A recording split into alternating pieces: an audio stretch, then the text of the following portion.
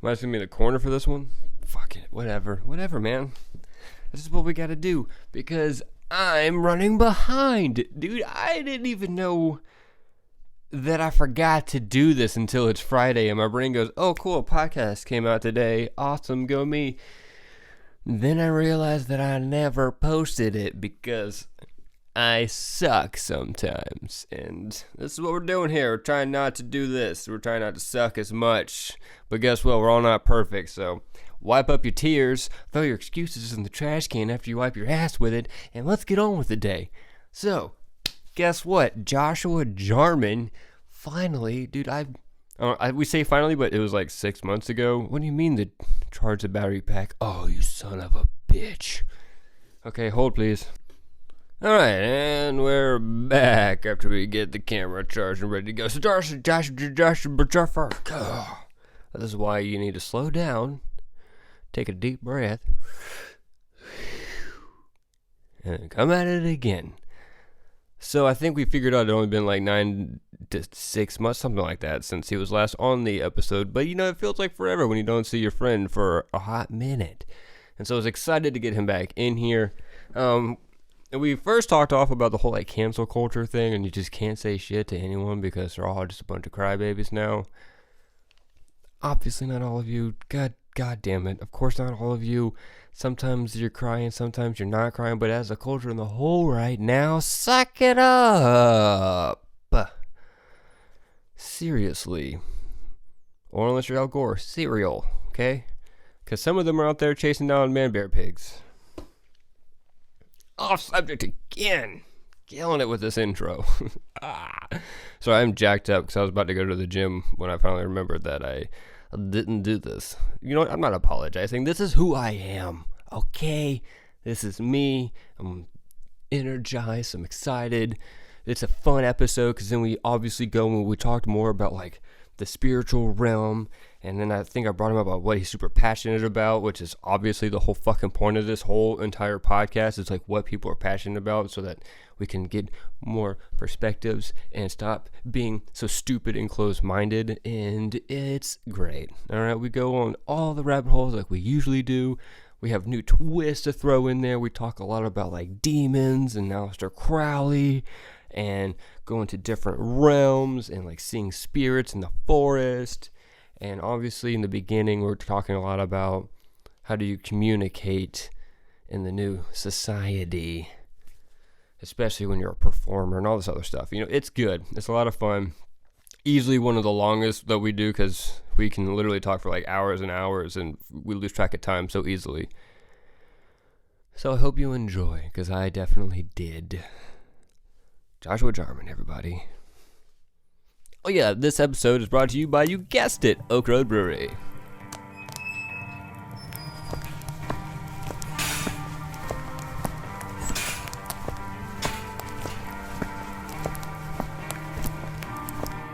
Oh, gee whiz, Satan. Why am I so unhappy? Jim, it's just like I said, Jimmy Jim. It's like I said. Just stop sucking so much.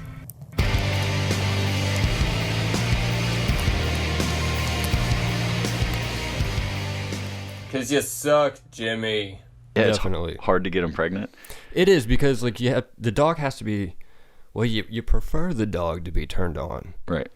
Or consenting of said sex. Please sign here. Yeah, but Right. you don't have that opportunity every time. And so there's a lot of situations. If you want to fuck with anything, please God, feel free because you are actually. You sure? Yeah, go ahead. Okay. I see you got everything pretty well flat. Yeah. Straight up and this down. This is usually how I do things because that way nothing is fucked up. So I believe you're two, and I'm. So what are you doing? What was that? So all I did was, and I wasn't talking while I did it, so I'm not sure if it'll work, but I'm trying to shape my vocal a little bit because mine carries well with a little bit of bass, and yours does too, but you have a little more treble in your voice. Okay. Oh, that makes sense, yeah. Okay. Yeah, so anyway, all right. Just kind of get the nice vocals going on. Yeah. Sometimes you grab the knob and give a little bump, see how she do. I'm just gonna take a picture of this. It ain't even changed very much from what you had. Yeah, but it changed, and that's the important part. I got you. I'm not gonna learn if I don't like continue to fuck with. If I'm going flat every time, it's gonna be flat every time. Well, you know, when I did the Wings Weekly show, I would send off the final version, that was the extra reason I couldn't just post it, and it took time. Sent it to John Baldwin, and he would actually master the overall track, and after a while he had like a parameter set up so that when I would send him the episode, he'd just put it in the software and it'd be done. He wouldn't have to like change anything. He knew what my voice needed, and but anyway, it gave it that sort of sparkly, well-rounded, big sound at the end, like you'd hear in like Joe Rogan podcast, where it sounds very well produced, and you know, everybody's got a clear voice, even if they're like over here, which is amazing. Well, their mics, they also use the SM7Bs, or how much is that? $349. Okay. And he has a lot of them. Yeah. It's worth getting one, man, to be honest with you. And it would come in handy. I would say that mic is totally good for what you need. But it's also not mine. Right. But if you were to purchase one, the SM7B, I think it is, the black one that kind of like protrudes. Everyone uses it. It hides your cable. It's a handsome looking mic on camera. It's the way to go. It really is. It's becoming the industry standard for in a talk show or a studio. Whereas the the SM47, SM57 are the stage standards. So I don't know. Anyway, $349 is intimidating, but once you got it, you're like, this is a bee's knees. And then you realize you have to spend an additional $80 on a line capacitor or like a preamp to make it sound for each one. Yeah, to make it sound sparkly. Sparkly, like you say, the way you say that, because it's not the term that I would apply to. No, but it's true. Like right now, this audio sounds good, but it also sounds a little bit like, I don't know how to describe it. Like the mid of my vocal sounds like it's got a little cap on it. Fair enough. Yeah, I don't know. But that's just, it's funny to listen to producers talk about what they're doing, because they use like oh, this is a juicy sound. They're like, nothing is fucking juicy about this. What are you talking about? And they're like, no, it's there. You hear that like. Like, what? Yeah, it's funny, man. Dude, editing audio has been, aside from like screen printing, which that was the hardest thing I've ever had to like learn how to do on my own. Basically, I didn't have anyone like show me exactly what to do. I had a lot of people that gave me advice on it, and it was basically just failing for a year and a half, and I'm still fucking failing. Right. But audio is... It's probably still the hardest. It is so difficult because for me, it's like I don't, especially when I'm sitting here tinkering with shit. I'm like, I don't know if it sounds better or worse than what I just was fucking with. I have no idea sometimes. Well, in at a certain point, like there are rules and parameters with audio production, and those are the differences between someone who went to school and myself, right? Aside from understanding the hardware. It's kind of learning to develop the ear for the different part. Like when I was like, oh, the mid sounds like, what do you mean the mid? How can you hear the highs from the mid from the, you know, most people can't listen to a song and tell the bass from the guitar. So until you can develop an ear for not only the bass from the guitar, then you can go to the bass and go, all right, there's a low end, a mid end, and a high end in that bass tone. And then you get from each, in the low end, there's a frequency band. In the mid end, there's a frequency band. So people who go to school are able to like maybe go to school and have an ear for it naturally, are able to just listen to something and go, oh, okay, you need to come down at this hertz level so that frequency is a little sharp, and you're like, okay. And they'll have like a 92 band EQ, which has just a bunch of sliders, and they're like, or like, and it moves, and they're like, that's what it needed. And they're like, I believe you. Like, dude, 10 bands is too much for me to figure out. People tell me all the time, they're like, man, you're so professional. We love having you as a sound guy. Every time we look at you, you're over there and you're turning some knobs and stuff. And I'm like, you know, it's my honor, my pleasure to do everything I can for you. And then I walk off going, dude, I don't know what the fuck I'm doing. But me turning the knobs is enough for them to feel like I give a shit. And I'm like, all I'm doing is like, oh, no, that wouldn't go down. Did that actually change anything? Probably not. Was that just me? Did you hear that?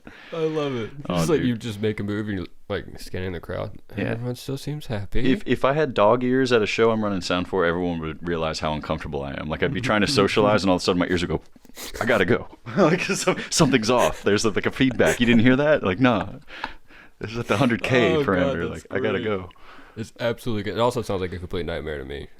But you're right. It's just the things that I guess you got to get used to. And then they're like, here's your $50. And I'm like, thanks. Now I'm just running sound. And you know, there are a lot of sound guys in town, since we're on that topic, that could care less, man. Like, I swear they get there and they're like, all right, PBR for me. They hit on and then just go, okay, fuck you. And then that's it. And, like, you don't see them at the board the rest of the night. I'm like, hate that. What's going on, dude? And it's a shame, too, because those people get the same jobs a lot of times that you'll get, and it's not even based upon skill at that point. It's just based upon, like, fucking putting their face in front of you. And then, like, okay, cool, now everyone thinks that's what this is supposed to sound like, so they're not going to give me a better, like, more money or give me more opportunities, even though I'm actually, like, actively trying to make a better sound. So it comes down to, like, you having your own set of, like morals and hoping that eventually it's going to pay out. Right, and knowing in my own tolerances, like, okay, I'm moving slower, or my gear is moving slower because I'm learning these things. I don't need 50 speakers if I don't know how to work 5, right? Right. But the next guy gets paid more, even if he's not very mindful of the sound, because he's got 50 speakers. He can show up and he's got a huge sound. It might sound like you're stuck in the mud the whole time, but it's a big sound. And there are a lot of guys, especially in rock and punk around here, who deliver an enormous sound. You know, feel it in your heart, kind of beat the bass and all, but the vocals always sound like this, and you can't understand a thing that's going on. And the guitar is always like, and I don't know. It matters. It does matter, dude. Yeah. And sometimes volume ain't it.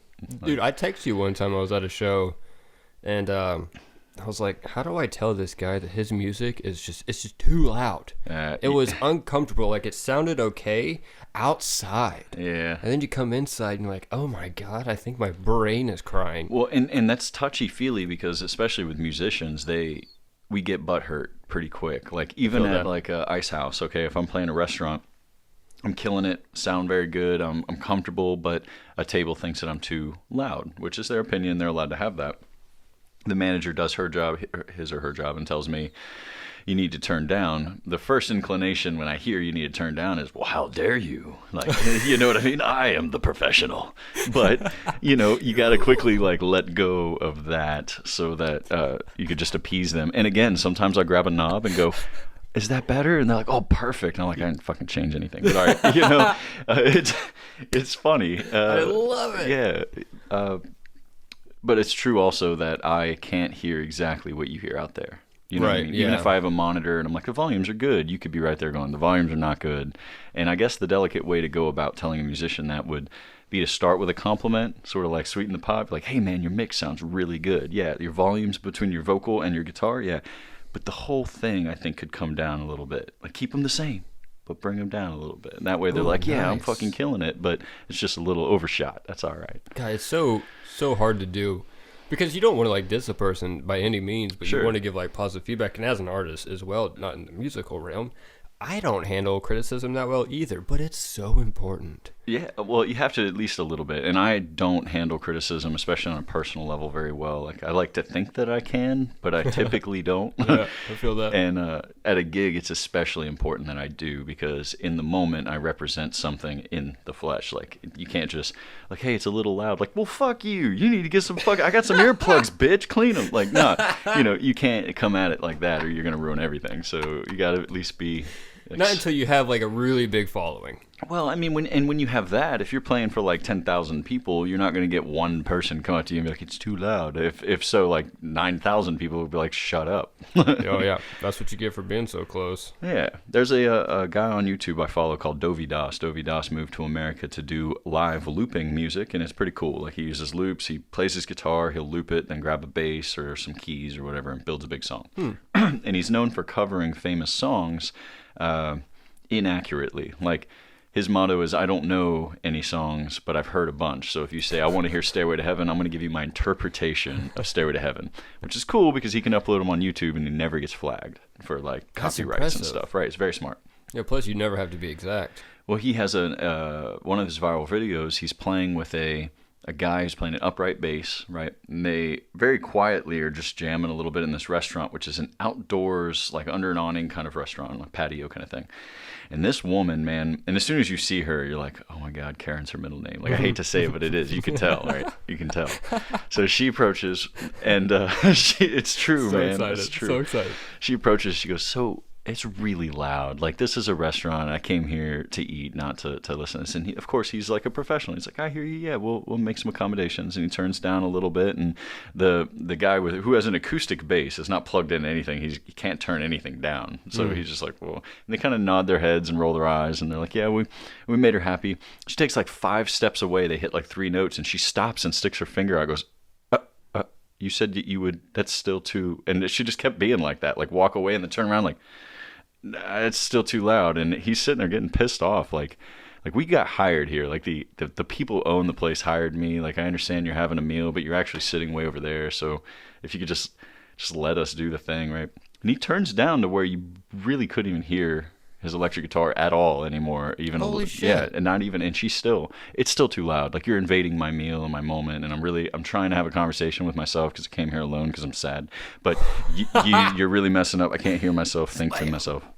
And people really act like that. And that video was like an extreme model of those people. Like, she tells the manager, of course, in Karen style, and the manager comes over and is like, we know we hired you, but this person is complaining and she ain't leaving soon, so if you can just turn it down, that'd be great. That. And they're you just want them to stay on your side at least. And like, they weren't playing like death metal. They're playing like chill, super chill music you'd hear at a restaurant. And you just can't please some people, and people think that they are King Dingaling when they come into a restaurant or something, like, I am the customer. I'm like, well, they got other things going on too. I don't know if you know this, but I hate that too. And it's almost because like in my opinion, I feel like it's a lot to do with the social media and the aspect that they can just fucking say whatever they want and they can just put it up there.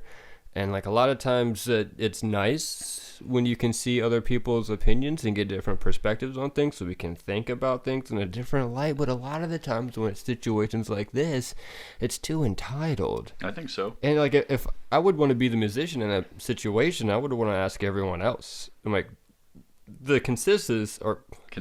Thank you. Good Lord. Consensus. The consensus.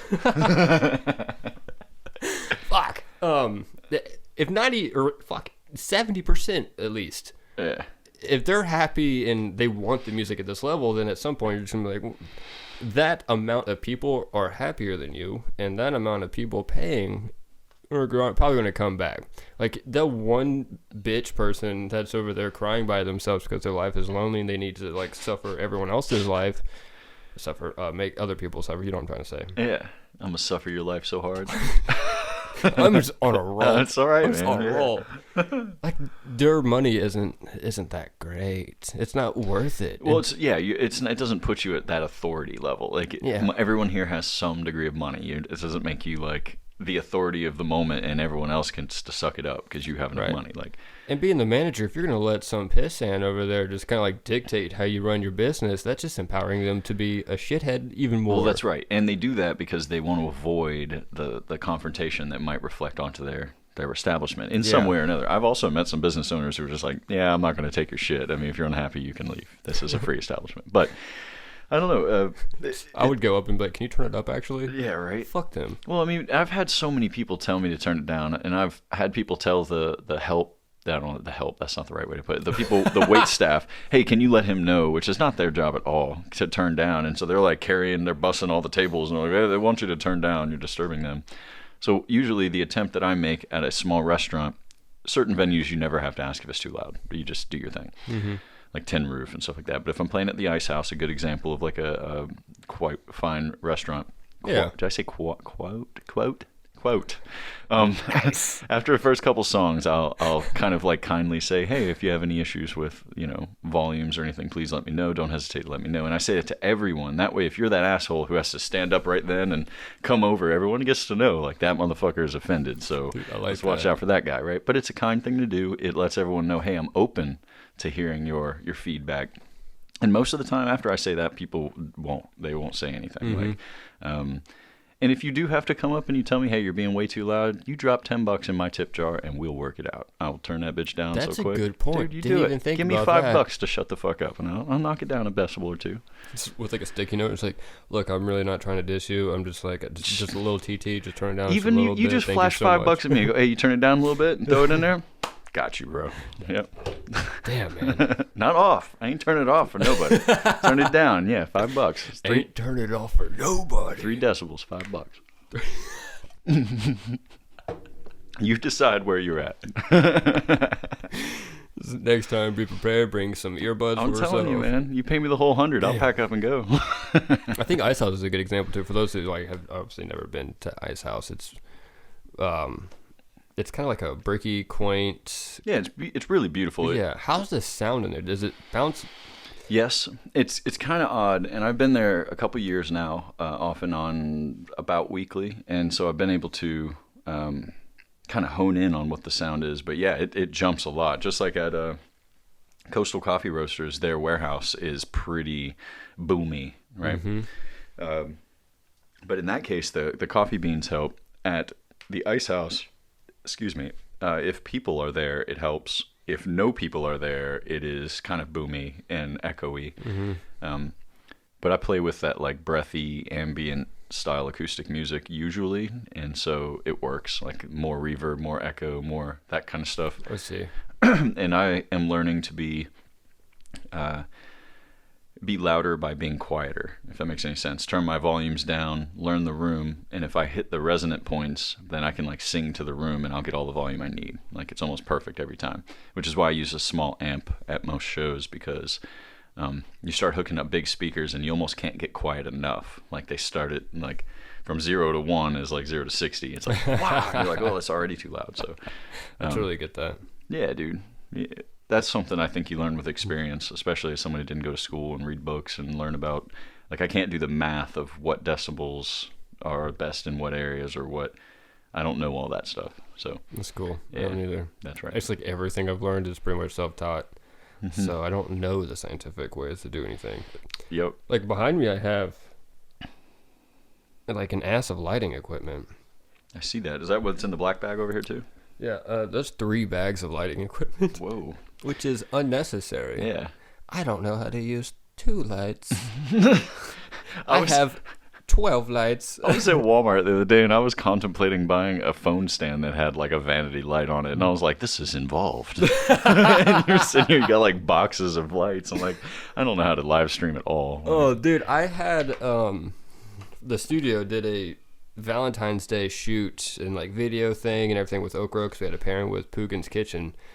They made like some fancy cupcake thing. It was absolutely delicious. Nice. And I just got these new lights in, and you can change like the color and the feel and everything. And I also have all the other lights that I got, and then I had like old fucking lights. Are they large lights or are they like par lights? Or so I've got the like barn door square lights. They're kind of the LEDs, and you can kind of adjust the color temperature. It's like a cloth front on them?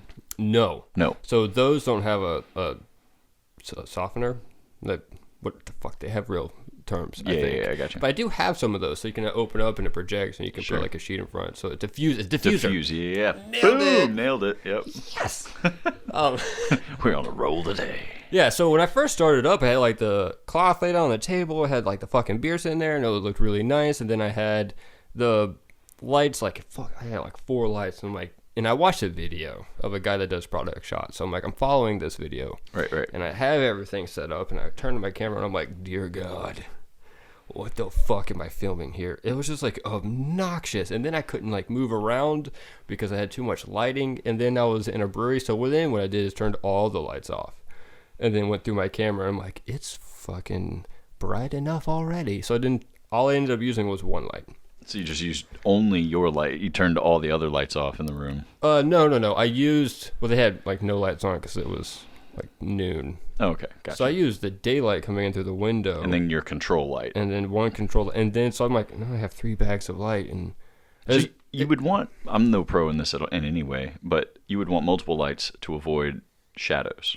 Yeah, specific shadows. And then you want to highlight different, like key points of the can. Like, so if I was going to do this can, you essentially would want to light it up, so you would have like a light behind it, so it kind of like creates like a nice backlight, so you create contrast behind it, and then you would want over top so you can highlight the rim part, and then you would have like multiple ones coming out here, maybe so like a spotlight.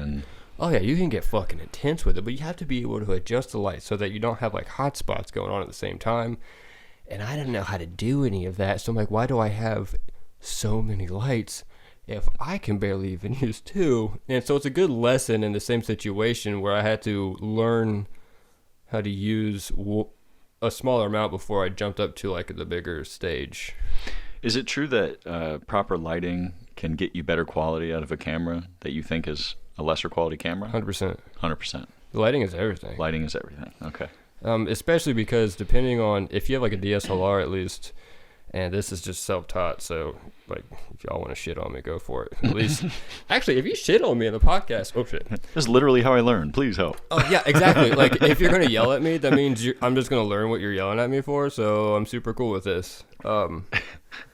But you'll be able to adjust your settings better, which will make your picture more crisp. Gotcha. If you have better lighting, because obviously lower light, the harder. With more lighting, your camera can do more with its internal doohickeys. Exactly. Gotcha. That makes sense. I know, it's interesting. I had to like relearn how to take pictures and videos and shit. I mean, yeah, it makes a lot of difference. We're so used to just using your natural lighting, which is, I mean, it's convenient enough that we have a camera on our hip at all times so we can take photos of things. But yeah, it's convenient enough, for like 3 months. And then the newest one comes out, then every picture you take looks like shit. No doubt. I've been trying to figure out what a good way to get lighting in the bus would be, because the ceiling is white and arched and metal. So it's like sheen, and you get all kinds of cool like lighting anomalies, I guess. And it's also dark for the most part. Like I think I need lighting in front of me more so, because I've got blackout curtains on everything, so I can control the lack of lighting. But anyway, yeah, having a light in front of me can help me get rid of, my face always looks really red, like when I'm doing a live feed, and I just look like a beet. Like I can't look like this. People are gonna be concerned. Like I don't know what to do. You see if you can get something that you can control the color temperature. So if you can make it a little bit more blue, maybe that'll help. So between white and blue, that's how you can help. Okay, I got you. Yeah. Yeah. Like, maybe even like a spotlight so that the rest of the color isn't as blue. It's like his face looks fine, but his eyes sure are red. Like there's nothing we can do about that. There's no light for this. Like, oh well. Holy shit. Okay. That was a good pausing point. Is it? I don't know. I feel like this is the first time I had like I didn't have something immediately that I was going to attack after what you just said. You didn't even hit me with a topic at all in the show. I mean, this was pretty... We never really do. That's not exactly true. You've had a couple times you're like, hey, man, I kind of want to pick your brain about this. And then this time you're just kind of like... Well, last time I learned we're done talking about certain things. Last time you're like, we don't have to go there. We can not talk about that. And I was like, okay, cool. I don't remember what that was. I think I started going down the technology bandwagon again. You're like, let me stop you there, bro, because we already know you can talk on that. So I was like, all right, that's cool. Well, we did have that before I hit record. The only thing I really planned about talking about, God damn it, hold on, before get off rails, Ben always yells at me because he says I'm all over the place. No, whatever. Hey, everyone listening. You're listening to, like I said, and for those watching, of course, I have Joshua Jarman in the studio, which if you haven't listened to, we have like 3 episodes together so far. Yeah, we're 3 in now, So this will be 4? Yep. All right. Nah. No? This is 3. This is 3? No. I am not good to my memory. Dude, I obviously don't know. It's You're the one show. with an archive, bro. Son of a bitch. Yeah. I'm not going to lose it. It's 3 or 4, whatever. It doesn't matter. If you listen to the old episodes, you know that we kind of go down a lot of rabbit holes, regardless if I have I'm almost a veteran in it, really. I know. Yeah.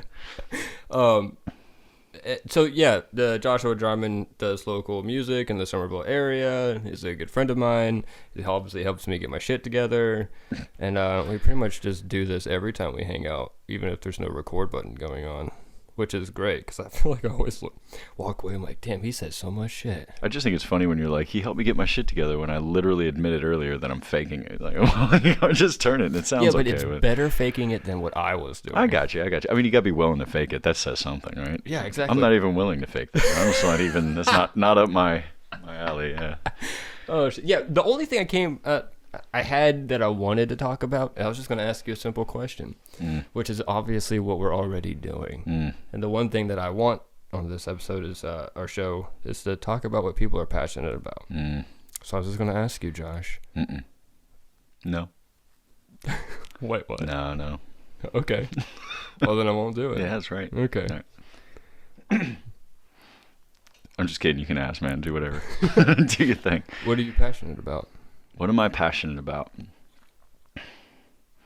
Lately, truly, my passion has been trying, or not even trying, doing my best to just find the things that are humorous and spicy about life. And I don't mean that in a sense of like, maybe not negatively spicy, but I mean, when you come from a point where you almost feel tired of the daily thing, right? The non-spicy stuff? Dude, like finding humor in life now is just wonderful. It's like, even if it kind of comes off as being an asshole or brash or any of that stuff, I'm like, you know what, dude? Like, you can fuck off. I need the humor. I have to have it in order to get to the next day. So lately, my passion has just been to try to transmute the ugly or the things that seem ugly once again into something worthwhile, so that I can like keep growing and not be a curmudgeon in the next 5 minutes. Because it's easy.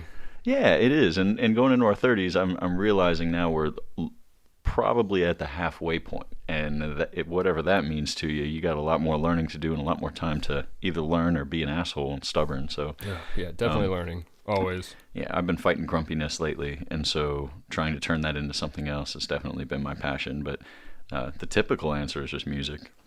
Music is my passion. I like that you didn't go with the typical answer. Yeah, if I can conquer this as my passion, then music will prosper as a result. Like, music will get better if I'm able to do this and transmute the crap in life into this. Because otherwise, like, when I'm too defeated, I just don't make music. I don't do anything. 100% feel that doesn't work. So I need to, even if it's sad music, even if it's whatever, blues, or, I still need to have, find the humor. I have two things to attach to that. All right. The first one, have you ever made humor songs? Not so much like you're like doing stand-up comedy and you're just doing fucking strums, but like, because there are musicians that have like specific like songs that are just fucking hilarious songs. And obviously, some of them, and I am drawing a goddamn blank on this. Because, well, I mean, there are people who have gotten famous for doing like comical songs. Like, even Adam Sandler is a great example. Great example, yeah. He just made music that like sounds good, but it's obviously silly and filled with punchlines. What I like to do when it comes to incorporating humor into music would be, I like things that are humorous by definition. Like, when you listen to the lyrics and you're like, oh my God, he's talking about bubblegum. Like, that's what this is. But it sounds super serious and like involved and well produced. And you're like, this is so beautiful. And you're crying. You don't know why. And it's just because your gum's out of flavor. And, I like that. Okay, I can get down with that. I like that. So there's humor there, but you really got to dive in to know you're being humorous. Because otherwise it just sounds like serious music. I dig that. God, it reminds me so much is like when you're a kid and you go back to listen to old songs and then you like actually pay attention to the lyrics. Yeah. A lot of the times it's very traumatizing. You're like, okay, God. Especially with 90s music. Yeah, we're singing about awful things. Yeah. Just 90s the music. Worst. And so this is way better. You go back and listen like, wait, what? Yeah. Bubblegum? Yeah, this was literally about nothing the whole time. Zebra stripes? You mean the flavor disappears in 0.3 seconds? Fuck, you're right. That is depressing. That's why you're in a minor key. I get it. I'm Yeah. crying and face tattoos now. I'll never... Damn it, I can't take them off. No. I'll never forget hearing, was it Third Eye Blind or Goo Goo Dolls? One of them had a song that was about methamphetamine use, and I never knew it. And like, growing up, I'm like singing and bobbing my head to the song. Like, this sounds so fun and great. And then I listened as an adult. I'm like, oh my God, he had a meth problem. Like, he's talking about doing meth and everything was perfect until it wore off and then it was horrible. Like, oh my God. How did this get on the radio? Who did this? It's so fucked up. Yeah. But I like that it's a thing. Yeah, because like he had something that he was passionate about and he wrote about it. And I like that. Well, and that kind of brings me into thinking about different types of listeners when it comes to music. You have some people who listen to the way it makes you feel. You have some people who care so much about what the words mean. Like, I have people who come tell me what my songs are about sometimes, and I'm like, that's really cool, and I'm willing to listen, but I'm not going to barrage you with telling you like you're really far off. And that's not like, at all what I was thinking. It's just more fun to let them like adapt their own meaning. But yeah, I think there are different types of listeners. I think people, I like music like that because it appeals to several. You can get someone who's like, oh, I ignore the music, I just contemplate the lyrics. And they're like, okay, well, it's about bubblegum. Like, I don't know which bubblegums you've had, but this one sucks. And this will last a long time. The losing of the flavor is relatable to my life. But if you're someone who absolutely can ignore lyrics and just listens to the sounds the words make and all that stuff, then you might have orchestrated something beautiful. And they're like, oh my God, like, this was life-changing. I'm like, you're right, you'll never buy Double Bubble again. Like, this is, you now know. Like, I don't know. Music's cool. I like that a lot. Mm-hmm. And fucking A, Double Bubble. The moment you said that, my jaws started salivating. You're salivating, dude. It's intense flavor out of nowhere. What else does that? There's some like it might even be vinegar. Like kombucha does that too. Like when you hold kombucha in your hand, you're like, I'm about to experience kombucha. Your whole jaw gets ready for it. It's like sour beer. It prepares. Yeah. It automatically prepares. You can feel it happening. I'm over here just like drowning in my own saliva now. I didn't even know. You're welcome. That's a different kind of thirst trap. Oh yeah. So the other thing we were talking about with finding humor in the world, it's very hard to do these days because everyone's fucking up and roaring and pissed off about everything that everyone says. It's true. Which brings me to the Burger King thing. Have you? I'm not sure I know anything about the Burger King thing. I love this. Tell me more. So much, because it's such a great example of the fact that we've all lost a sense of humor. Like, fuck, no one can take a good joke anymore. Not only that, but we're so quick to jump to accusations that immediately, and I am super guilty of this. I'm a leaper of things before I settle down and think it through, which is my own thing that I'm working on. But Burger King tweeted on International Women's Day that women belong in the kitchen. Okay. And then immediately afterwards tweeted that I think it's like a really low percentage of their chefs in the restaurants are actually women, and they're actively trying to find more female gender so roles. They're like, no, we were just recruiting. Yeah, and it was like they had like a whole almost like article tweet thing going on. But the first thing of that was women belong in the kitchen, and I thought that was hilarious. I think it's hilarious too. I was careful not to say anything that could be quoted against me, but yeah, I think it's funny. I think stereotypes are funny. I think you should be able to laugh at the discomforts of life because life is filled with those things. And if you decide that you need to be the savior of the world, it's going to be fucking heavy on your shoulders because if you can't find humor, dude, this world is messed up. So yeah, dude, 100%. I think we should be laughing more and laugh at the differences that are between us and the absurdities between us instead of trying to control those absurdities and make other people convinced that they don't actually believe those things or what. Like, I don't need a babysitter, dude. I'm in my 30s now. Like, my parents have given up on telling me what I need to hear and what I don't need to hear. Like, I don't need my government to do it. I don't need my friends and, I don't need other people to do it. I don't need my social media networks to do it. But it seems like some people do. So some people want that. They can't handle the information they intake. They can't handle the information they outtake. Yeah, people get freaking butthurt because Burger King says women belong in the kitchen. Everyone belongs in the kitchen. We should all be cooking. It doesn't matter if you got a twat between your legs or a penis between your legs. It doesn't fucking matter. Make your own hamburger. Well, you can't say that because vegans. I just said it. They heard me say it. No, I am attacked now. I need to save space. I don't eat meat. They didn't say only women belong in the kitchen, unless they did. If they did, then maybe. I don't think. Yeah, correct me because that was kind of fucked up. But before I continue to shoot myself in the face, if they did say only women, I would say Burger King, you need to slow your roll. No, I 100% do not think they said only. So. To go along with what we were saying here, and I know this is going to open a can of worms. It just said women. It just said women.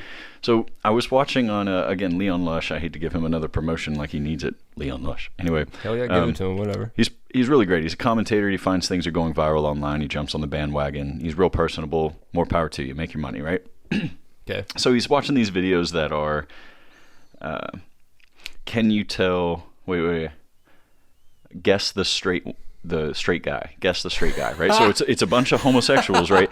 And they have one random person who's a straight guy, and the homosexuals have to try to guess and deduct which one is the straight guy. And the reason I bring this up is because he's commentating, and he's like, I love this. It's a lot of fun. Everyone's having fun. Everyone's smiling.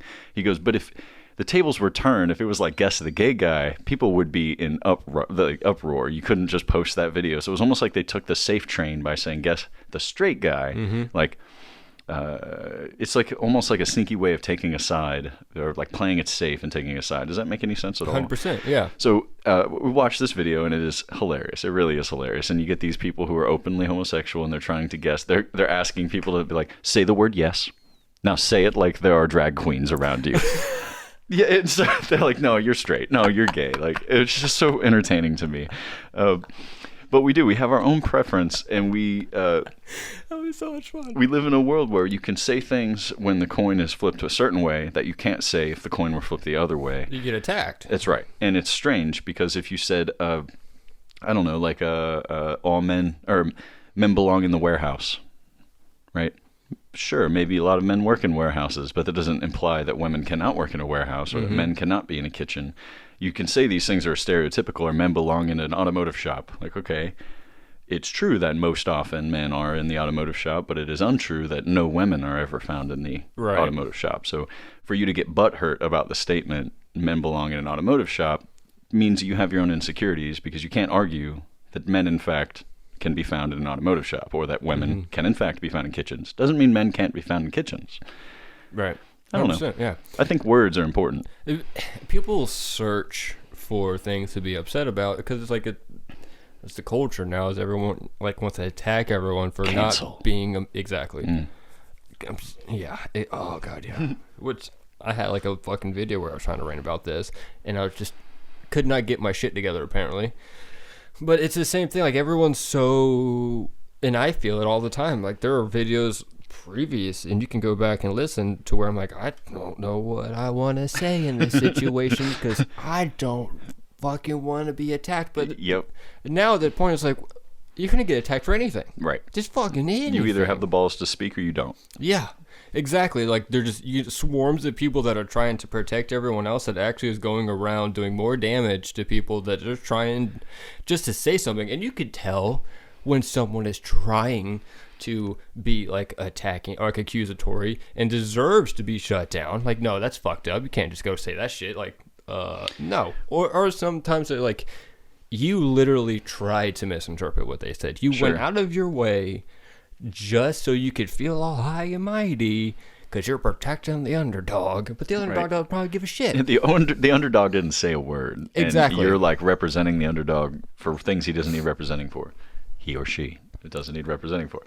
See, we confuse observations, which are truths based on what you see and how you depict it, and opinions. Like if I say that tree is brown and green, and then you say, why's it got to be brown and green? Then I go, because it's an observation. Like I'm not saying that, I'm not like a treeist. I'm not saying that one is brown and green. Like it is quite literally, physically and observably brown and green. Like I'm not being a treeist. Yeah, I'm not hating on the tree. I'm just saying observantly that this is what it is. But we live in a time where somehow those lines and boundaries have been obscured, where now it's easily confused with like, oh, you're being hateful. Like I'm actually not being hateful and being observant. Like the tree is brown and green. It isn't like and obviously this is a correlation to race in an obvious way, but to anything, like any difference of opinion or anything like that, observance is one thing. It is not a form of hate speech. It's not. It's really not. But if you are coming from an intent of hate, like I fucking hate brown trees or whatever, then that's a treeist. Like you obviously are hateful towards brown trees. Like God, brown trees are the worst. They just fall short of green trees, and it's like I don't know. That's something at least that I have felt in myself, and it keeps me from getting too emotionally involved in those kinds of not even accusations, just conversations in general, like getting into debates about these things, because I don't feel heated about it. I feel like that's good. I need to work on that. I get angry quickly. Yeah.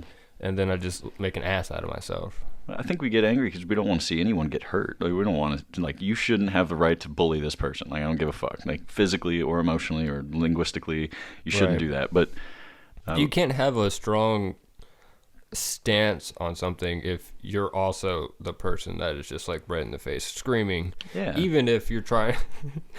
Honestly, it's like one of those weird things. Like in a situation of like a war or whatever, if you're having to pick sides, oh god damn it, where am I going with this?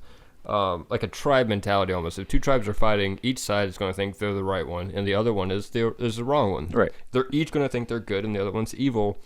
And so, like, by screaming at each other and attacking that situation, you're not getting anything done. You define the Nothing other is as the enemy, and so they've automatically become the evil one or the one who's lost. Like, yeah, exactly. And so that's one of the things that I really need to work on is the fact that I just need to cool the fuck down and like talk about it. And instead of jumping to accusations like, oh, hey, you're excluding colorblind people talking about brown trees. What about the gray ones? That's right. It's like, but no. You got to reel it back in and remember, actually, this doesn't have to affect my moment at all. Oh, yeah. Not at all. But we want to be, and I hate to say social justice warrior because that's such a weird term that's been coined on this, but we all want to change the world for the better. We want to have a part in making things greater for the generations to come. But there are certain mentalities that humans have within themselves that would have to be uprooted to begin with. You're not going to change someone's mind if they're already growing from that seed. Like, you're not... Fair point. Yeah, I mean, it is something that would have to be done over generations, and it would have to be done in subtle ways within ourselves. And I think we can sit and fight over sociality and social constructs and ideas and things like that. But if we're not careful, some other entity or group of people will be able to sway us over those generations to do something different because they're being a lot more patient than us who are yelling and screaming now. They're willing to influence you in subtle ways this 10 years, next 10 years, the next 10 years. So that way your kids' think exactly how they want them to. And there is no they. I'm just, to clarify, I'm not that guy. I don't think there's a boardroom trying to like control the world. I just think they being others.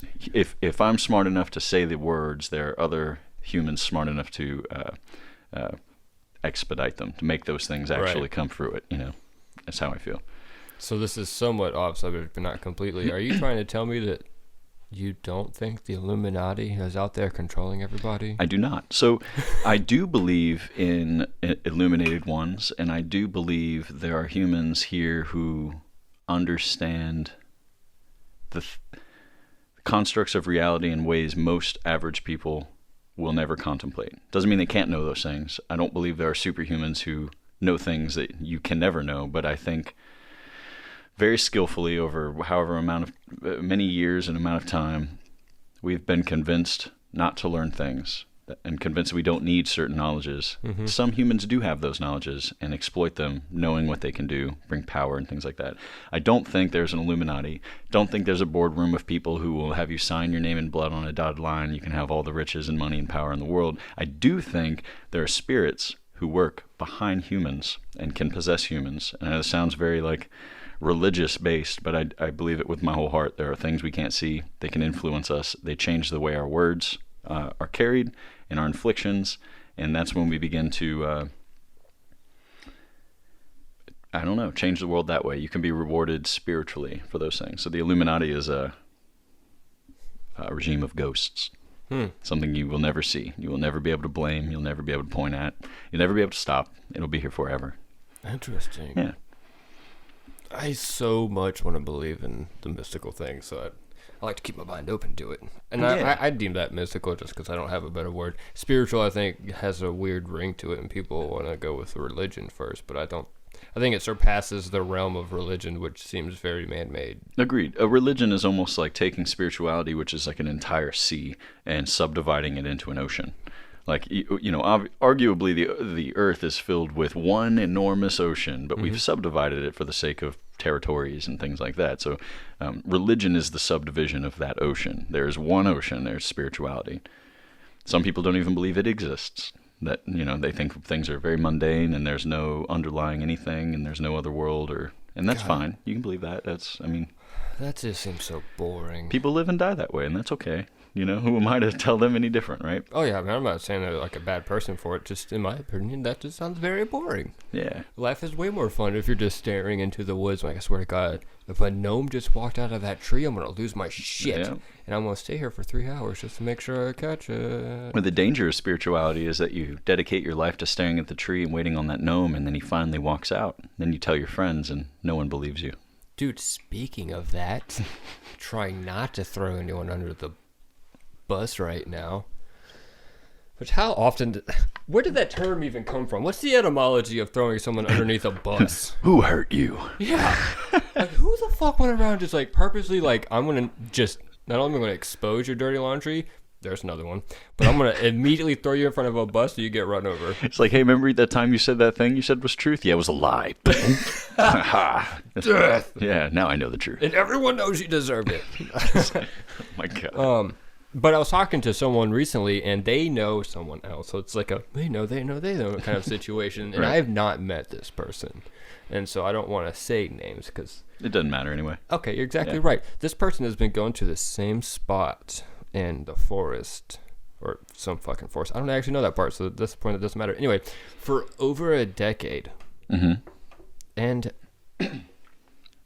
has seen and talked to and communicated with forest spirits. I was supposed to be on silent. Sorry.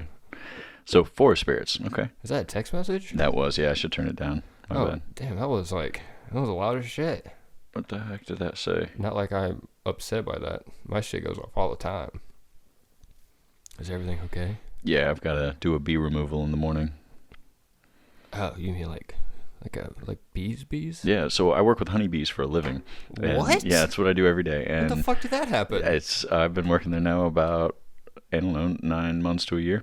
Shit. Yeah, so I work with honeybees. I'm the maintenance guy during the day. I actually work on Harley Davidsons when we don't have business with bees to do, but we have a number of hives. And during the summer months, we have upwards of 30 hives. Damn. And I specialize in being the guy in the bee suit who goes to homes in the area that have an infestation of honeybees and they don't know what to do. Mm-hmm.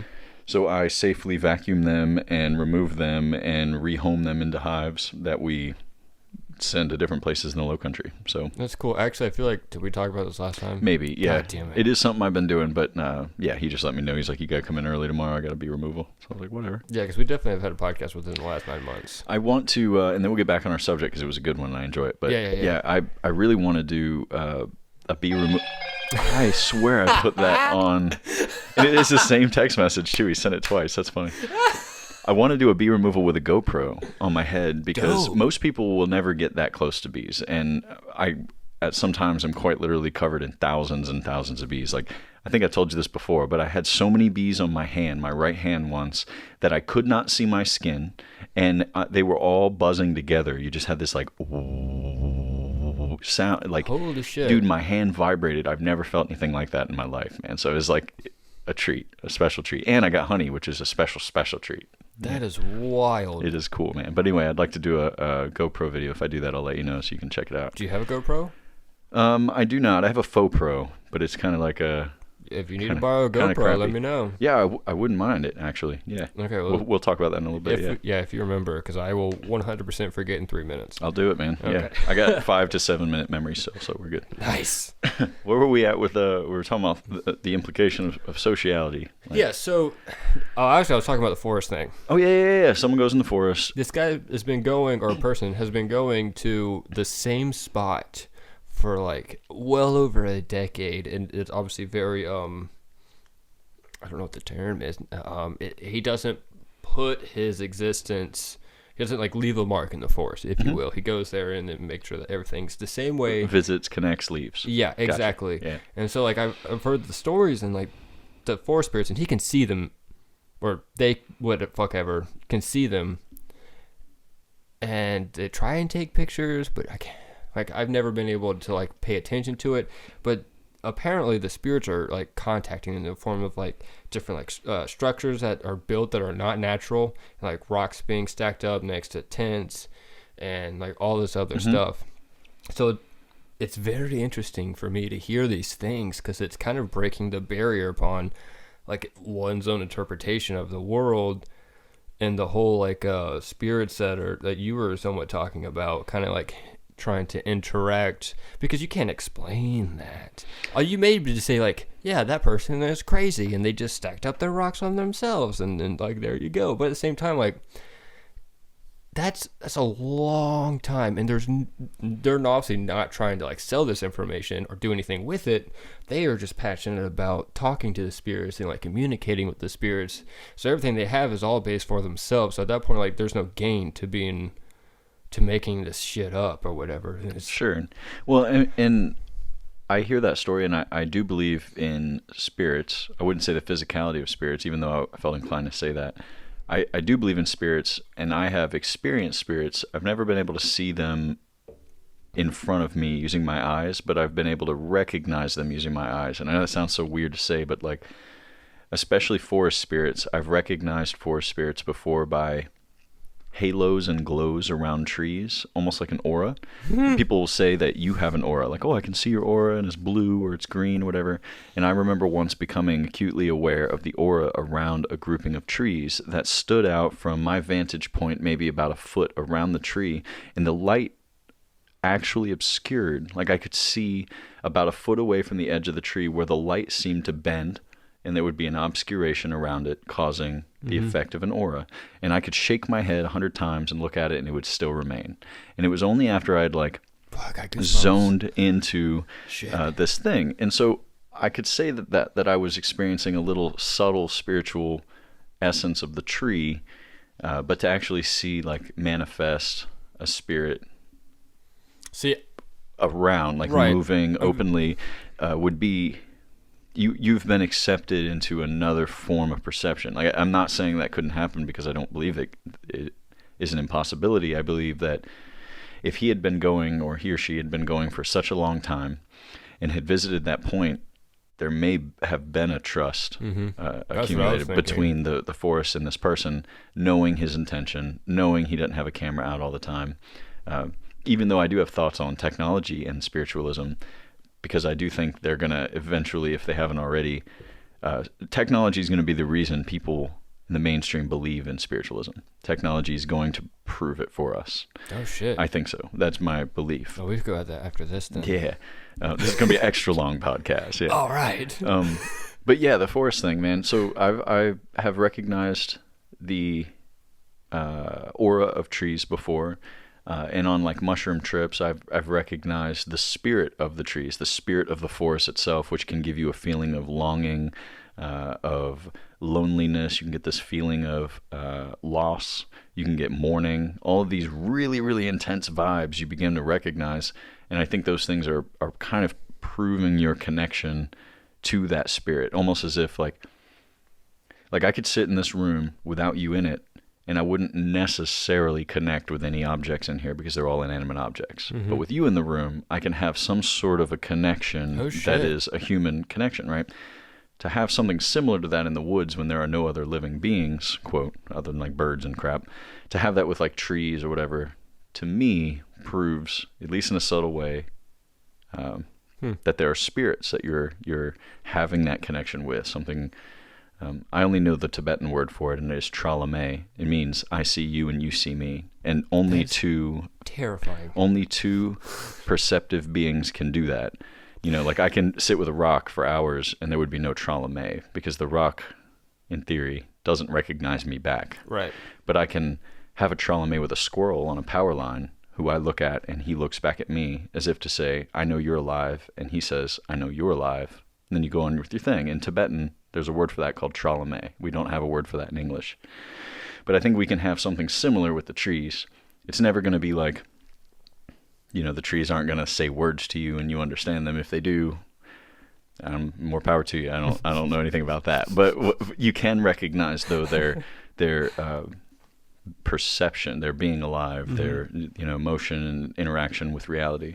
So if there were spirits like imps and gnomes and things like that in the forest, which for whatever reason YouTube's been giving me some funny random videos of like this old man, he's got to be in his 60s or 70s, and he is dedicating the end of his life to capturing gnomes on camera. Like he's going out in the middle of the woods, and he's just this sweet, bearded, overgrown looking old man. He's just like, well, they come out when it's really calm. So I'm going to set this camera here, and this video is going to be like 4 hours long, and you'll see them just kind of, they'll come out and they'll check me out. And there are some weird things. You're like, did this old man really sit in the woods for 4 hours? And then at one point you see like a little imp or a gnome, like you see it, and you're like, did he really do a 4-hour video to fake this for half a second? What? Anyway, I'm not saying I believe nor disbelieve that, but I would say that YouTube has been offering me these videos I didn't know existed recently. Like it's going to tell me now. Yeah, we're going to look at it. Yeah, it knows. Technology listening to us? That's right. But for all I know, those spirits can inhabit teeny tiny little bodies, and we can experience those things. Maybe that's why those stories even exist, and the fact they exist at all and have lasted centuries should say something. I don't know. I want it so bad. Yeah, I don't know enough I about want it. I don't know. God. I don't. Do you need to pee? No, but you don't need my permission if you do. Oh, no, I don't. You just finished your beer before I did. And I've always found out that the guests will never tell me when they have to pee. Do you need to pee? Like, I appreciate you checking. What if you're just like rocking back and forth with excitement? I'm like, this is what I do when I pee. Yeah. Well, before I have to pee, not Yes! as I pee. I'm sitting in the bathroom just shaking around like, this is a good time. What the fuck's happening? Dude, I want that to happen so bad. And I feel like, I don't know if I would be super pissed off if I got that welcome and I couldn't share it with people, but I don't think I would be. I think I would just be so privileged, like honored to be welcomed into that kind of thing. But I don't know if I could go back to the same spot for well over a decade. Especially if you hadn't seen anything yet. By myself. I don't know how long this person has been seeing or think that they saw things initially that sparked the interest. I don't know that much. Could you imagine? I hate to interrupt you. I'm sorry. I wasn't going anywhere. Could you imagine you go in there every day for a couple of years and you're like, I know that there are gnomes here and I'll see them, right? And then one day you see a gnome and you're like, oh my God, I have the satisfaction. I know it's real now. I can come back tomorrow with this glee and this excitement, right? And you come back the next few days and you see that gnome and he shows himself. And then after a couple weeks, you go there and 1,000,000 gnomes come out and they tie you down to the earth. And you're like, no! And they all trapped and you're like, you didn't tell anybody, you're trapped now. And like, why did I dedicate my time to this? I thought they were friendly.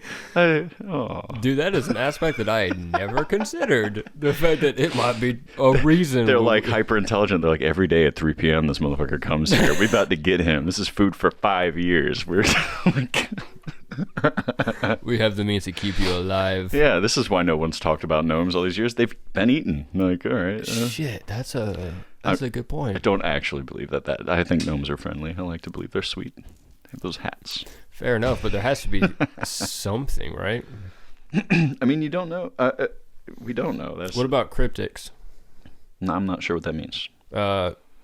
Cryptids. Sorry, tids. I think like Bigfoot. Okay. And yeah. Nessie.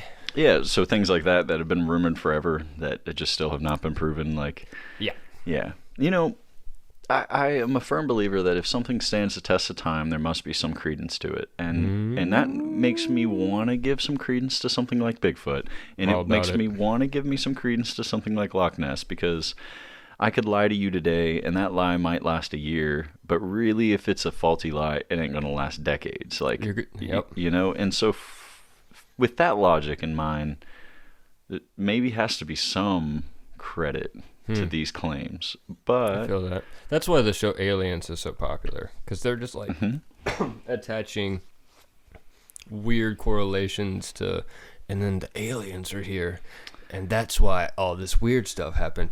But really, I feel like the best part of that kind of show is it's displaying and showing just like weird things that are unexplained that happen on Earth, and there are so many unexplained weird things that happen on this Earth.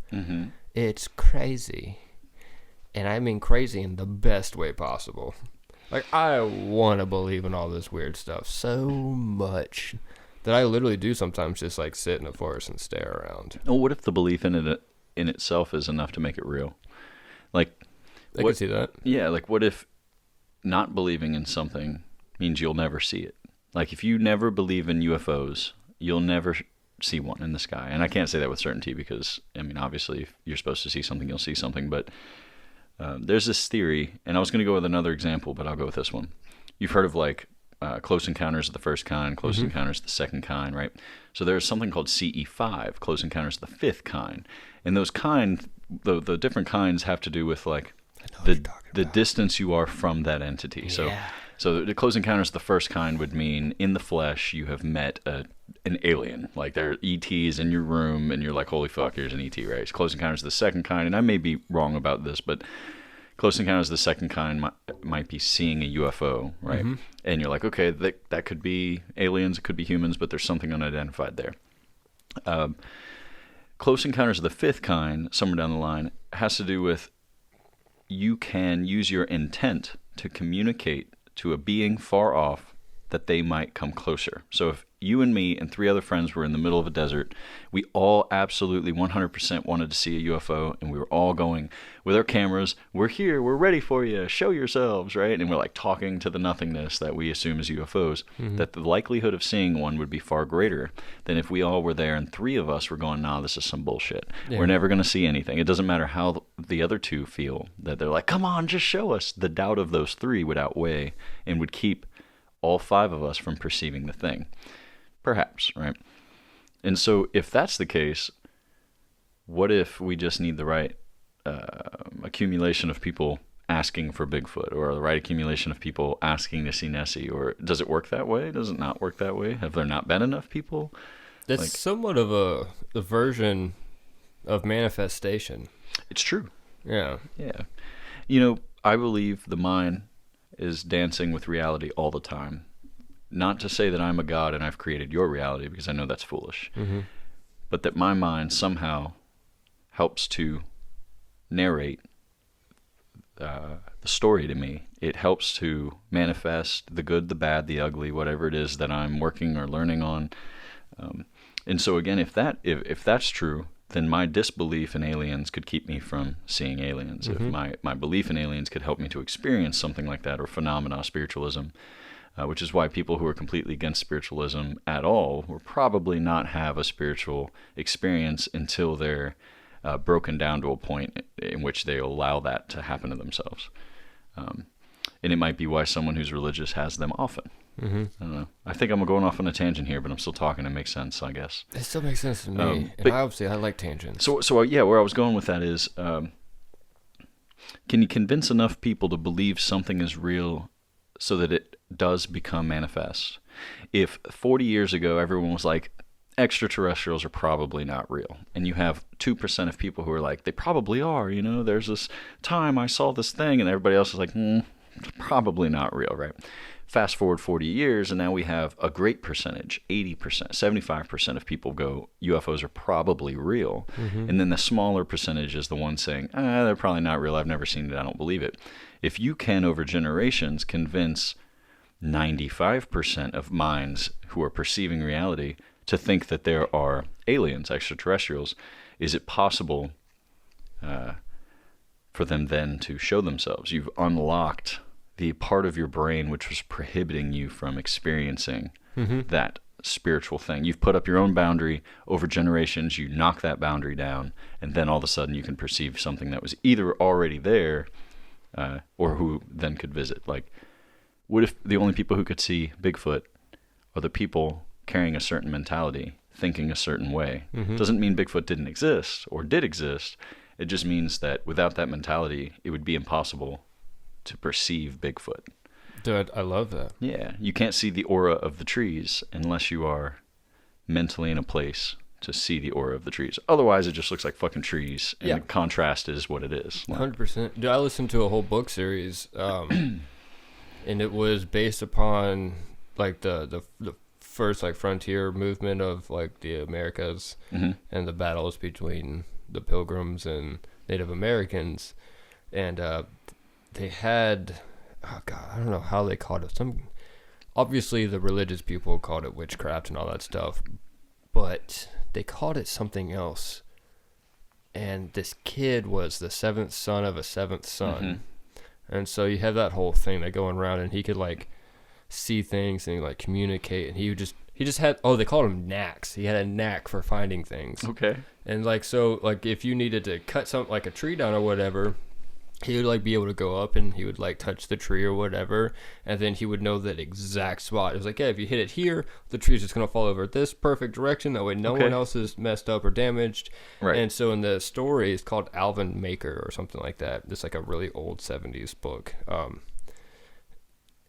It's kind of slow. Anyway, and there's a Native American that is like super pissed off about the fact that this kid has this ability, and he lives just like they kind of do. He gets kidnapped or whatever, so you have like this whole like weird upbringing, so he's not like brought up. And they talk about the new generation of the humans that are living on the area that are going so far towards technology that they are losing the ability to see and interpret and communicate with the earth that is trying to tell them what they need.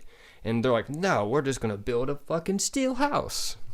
And so they're like, you're purposely cutting off the communication that was supposed to be there in the very beginning. And that's kind of what I feel like feels like. So you have to have like a whole like consciousness kind of like converge back to that would be wild, especially if you can make it happen in the age that we are now with the technology. Would be very interesting. Okay, so I have to go on this tangent because you brought me full circle. I'm excited. Yes. All right. So that being said, hold on, where to go? Don't you go nowhere? I need your thoughts. You come back. All right. So if gradually, like say there was like the Native American people, we tend to think as highly spiritual people. We think of them dancing and singing and doing music that was invoking spirits and doing things like that. Is that not what you think of when you think of Native Americans? I would say yes and no, but I also feel like they have plenty of people that didn't give a shit. Sure. I think in the specific tribes, you still had the group of people that were more spiritual than the other ones. Well, perhaps they were more in touch with spirituality than we generally are now. Yeah, okay. I think they're way more open to it, 100%. So I mentioned earlier that word tralame, which means I see you and you see me, right? Say humans naturally have this ability to recognize life's recognition. You can recognize in another living being that it recognizes you. There's this thing, this dance or ballet between the two. Say that is a naturally occurring connection that we have. Say, to expound upon that, you have a connection with a female who you take on as your mate. You sleep with this person. You then have connected in a deeper way. You have an ethereal connection where you can tell if your partner is upset. You can tell if this has been connected through, the obvious physical connection, right? That's very real, very natural, God-given, so to speak. Say, over time, we've gotten so far from the ability to recognize that connection that we have, like you said, disconnected from nature, where nature almost seems hostile to us instead of the nurturing, telling us what we need. So say, in an effort to... Like we hear stories about the times when humans were connected and their souls would talk to one another, and we hear these stories. What if we realize we've gotten far from that? In an effort to recreate it, we begin making technology. Technology brings us closer. Technology makes things more convenient. And by now, we have technology that is connecting us instantaneously anywhere in the world using air, right? So I can be in Japan, you can be here, I could want you to know I'm having chicken for dinner, and you'll know immediately, right? Yeah. That is a false sense of connection. That is, we are connected, but we are connected via technology, and we are not connected via tralame in the way that we once were, because the tralame, for this example, has been diminished. So what I think we're on the verge of now, and this brings me to why I said technology would be useful in seeing the spirit world, technology is creating an artificial version of tralame. Technology is creating an artificial version of, I could tell you're thinking about me. Oh, I can tell, like there's this sensation of, and now it's gotten, I'm trying to finish a thought, it's gotten so deep now that you can almost feel when you're about to get a text message on your phone, you can almost feel when you're about to get, like there's something going on here that we don't understand yet, where we're connected via the air and all this stuff, right? And in a nutshell, like I could be thinking of a girl that I like, and then she could text me. And I'm like, oh, wow, we must have this connection, right? But it's taking place with this technology instead of taking place with the mind and the heart like it once did, which is the natural technology, which we have the capacity to utilize for this. So I do think we're moving into an era now where we'll be connected with technology. We'll think that it is the magic we once had. We'll think it's like the magic of yore, and like, oh, this is what once made people powerful, like socially and all that stuff. I don't know. Maybe that's just me rambling, but I think it'll also allow us to see that spirit world, ghosts, things that we couldn't see before because, I think we didn't have it on record yet, but we're talking about if photo quality exceeded human eye quality, right? What would happen then? Does the technology push our eyes to adapt and see things more clearly? what happens then if the mind is the thing creating reality and technology is telling the mind we're pushing the limit? We're pushing the limit. Does the mind then project reality with greater detail? Does the mind then create a reality with, if it has greater detail, is that going to open a gate so that other beings might coexist here, and we could then agree that there's a spirit here with us now, or will, like, I don't know. I don't like that you just said that, because I immediately felt a spirit there. The moment you said that, I was like, what? You don't have to see him yet, though, because we're not there. But he's just standing over there staring at us. He or she. No, I'm They? But yeah, so I think technology is recreating something we once had organically. And so we're now celebrating this connectedness where, like, your partner could go to Japan again, and you're like, oh, I can feel that she's having a good day, you know, blah, blah, you know, all that stuff. Now we use technology and go, oh, well, she let me know that she's having a good day. Whereas potentially 100, 200,000 years ago, if someone traveled like that, they had this place in them that they could recognize what that person was feeling like. Right, we're more in tune with our senses and we do, and our body and stuff. We were. I don't know if we are now. We still are. We learn it now. The strongest representation of that, it comes with being in a relationship, especially if you are sexually active with that person. You really can feel the other person, and you can feel if another person has been introduced into the equation. You can feel that. You might not be able to recognize it because you may not be a mastery of reading these things, but you may recognize something has shifted, something has changed. Yeah. We know those things innately, whether we know them cognitively.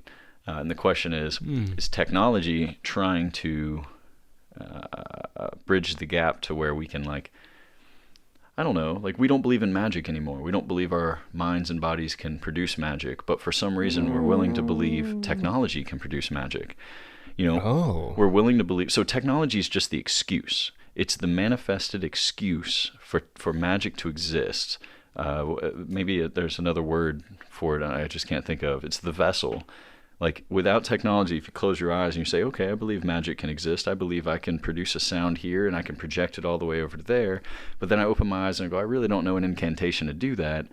But you do. You have Bluetooth. And Bluetooth uses Nordic runes and is incanting the air so that you're literally producing magic. And this is just the excuse, because otherwise your mind would try to outsmart itself and say, no, magic can't exist because of this and that. It can, though, if you use diodes and transistors and a circuit board and you break it down with all these fucking details. This is magic. There's no difference. Yeah. And because of that magic, you know, maybe we will see Bigfoot one day. Maybe we will be able to perceive shit we couldn't before. I forgot why I said any of that shit. Like, we just went on a complete tangent, but I mean, it was all in the realm of spirituality, and eventually it's going to come back to seeing things and communicating. All right, so I have two questions then. First off, not like you're going to pick a black or white answer or viewpoint for this, but good or bad thing of what you just said. If we get to that eventualization that the technology has grown and changed us so much that we can interact with the spiritual realm more, good or bad thing? Like, what if we get there and then all of a sudden it's just like, oh, hey, guess what? You need to get the fuck out of here and you need to cancel this technology bullshit. And like, oh no, we fucked up. I don't know that it's a good or a bad thing. I think that I figured you weren't going to do that. Yeah, I think you're not a black and white person. Well, I think we're going to move into that, and I think that technology is going to push us so far into that we may attempt abandoning this world for that world. I think that's going to come. I think that we're excited now that we're scratching the surface of that spirit world. We're getting to a point where we can prove its existence. We are even doing it scientifically with molecules and stuff. We're able to say now with quantum mechanics that a molecule that's here 1 second can be gone the next, and we don't know where it goes. Or it could end up somewhere else on the other side of the world, and you're like, how the fuck did that one molecule just go to somewhere else? Right. Quantum mechanics is going to change the way we perceive everything, and as soon as the perception of what is real can change, then what is real can change. And so until we believe that change exists, it cannot, because we'll be limited. And that's why over generations, that's why right now the generations that are following the last generation seem to have shifted so much. Like, wow, all these kids are so technologically entrenched. They have to be, because the world they're helping to create is going to be rooted in that, and it will be manifesting here. But like, I think we're going to try to put consciousness in the computer at some point, if not already. Did you not hear? No. Okay, so another dot. I'll save the other one for later because this one has almost nothing to do with the whole technology part. So they had 2 artificial intelligence set up and on. Mm-hmm. And then they started to talk to each other. Oh, yeah, I heard about that, and they made their own language. They made their own language, and we were like, abort, yeah, abort. That's right. Yep. That's fucking terrifying. But of course that would happen. Why wouldn't that happen? I don't know, but it's like Terminator. It's so scary. My friend once told me that Fuck.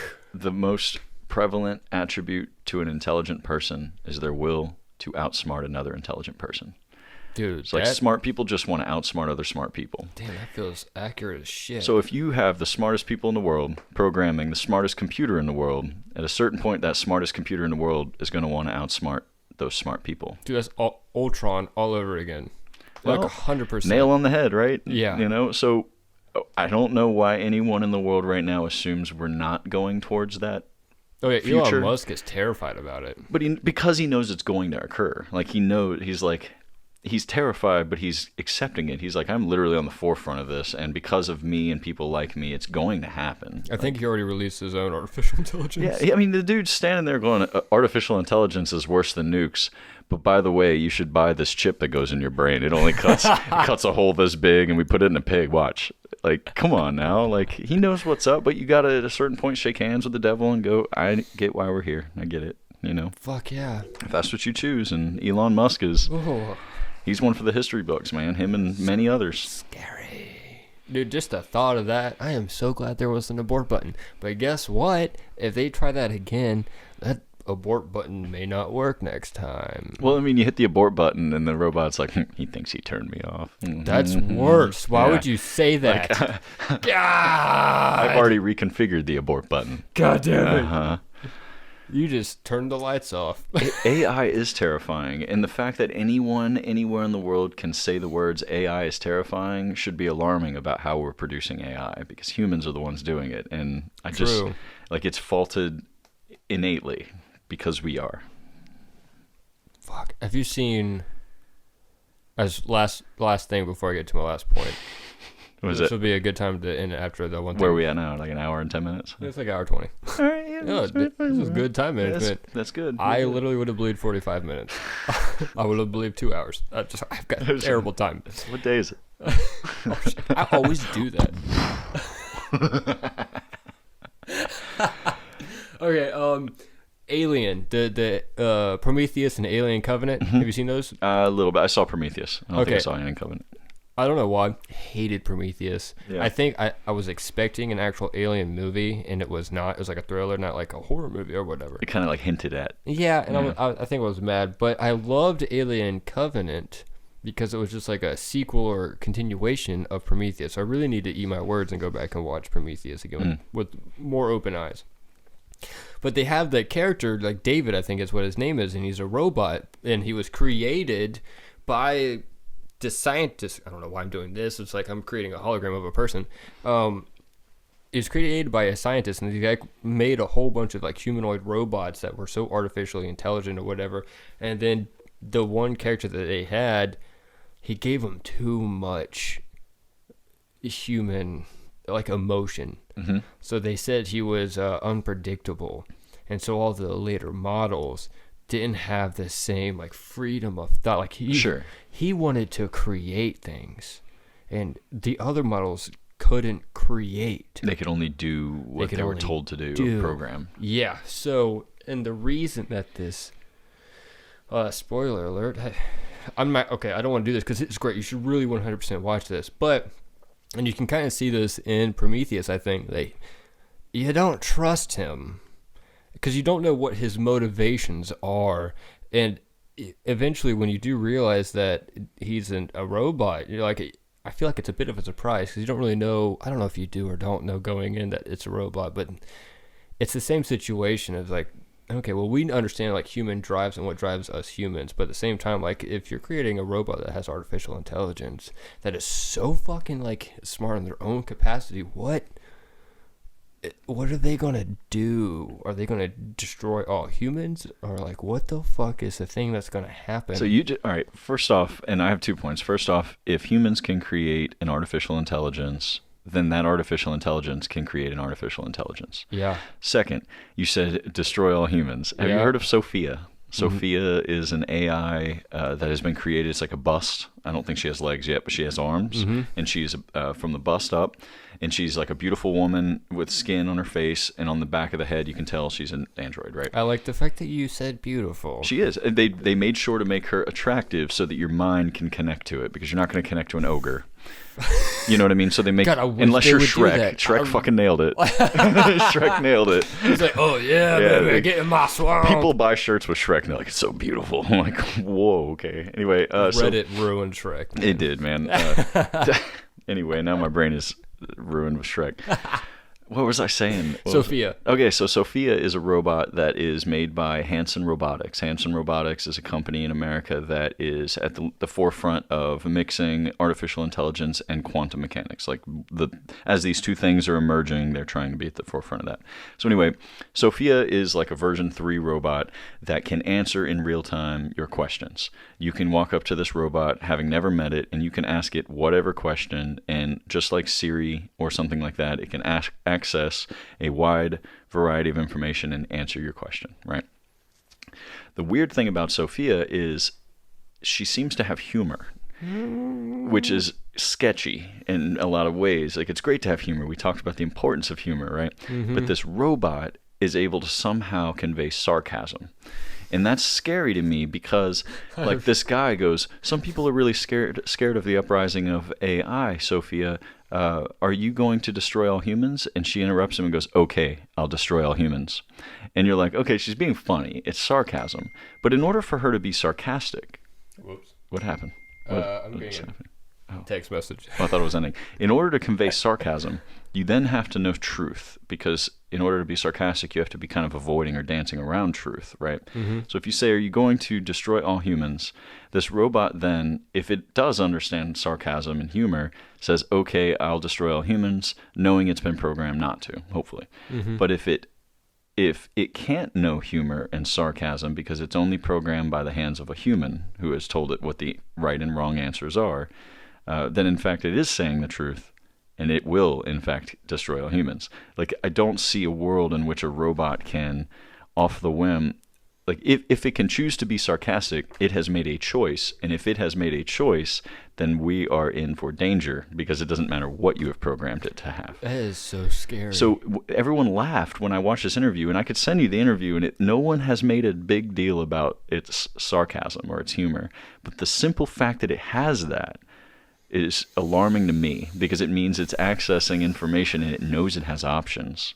Shit. That's weird. It's weird. So it's almost like a chess game where it's already playing a few steps ahead of us, and it just wants us to think it's losing. Yeah. Don't like that at all. Yeah. I have so many shivers going down my spine right now that I just, dear computer intelligence, I'm on your side. Fuck the humans. I'm out. Last bit. Sophia is the name of an ancient Gnostic goddess of knowledge. Oh, come on. Sorry. Did they do that on purpose, you think? I'm sure they did, no doubt. But it's the truth. That's fucking creepy.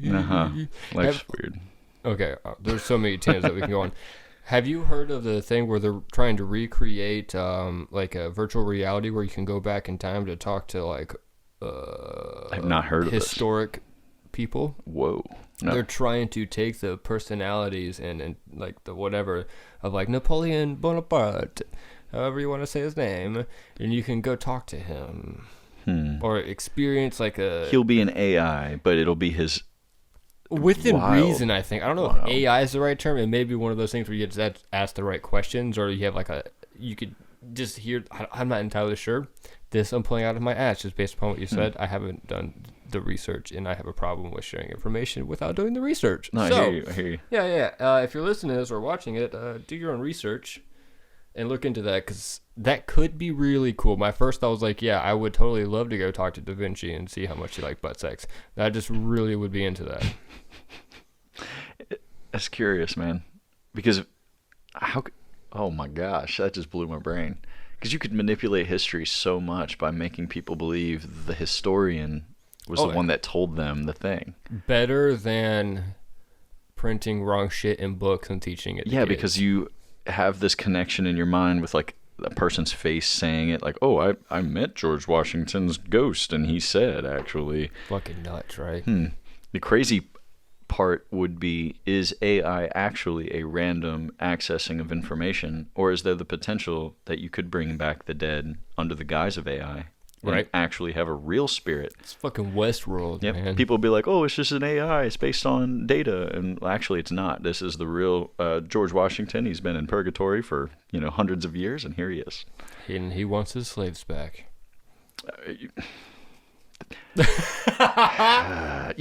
Oh my God, I hate that we always go to technology, but it really is important that people should talk about this. Like, I agree. in the Bible, and I can't quote the Bible, there was a portion that said at Wait, some what? point You can't quote the Bible? No, I don't know enough about it to quote it. Oh, I don't okay. want historians and people who really know what they're talking about to be like, the quote is actually this. So I'll just put a caveat for everything on the podcast. Right. We're on Satan's podcast. So anyway, in the Bible it says something like the dead will walk the earth in the end times, right? Mm-hmm. The only way that I can think for the dead to reasonably walk the earth, except for that exciting zombie awakening that we all envision in our minds, is for holograms to be recreating dead people.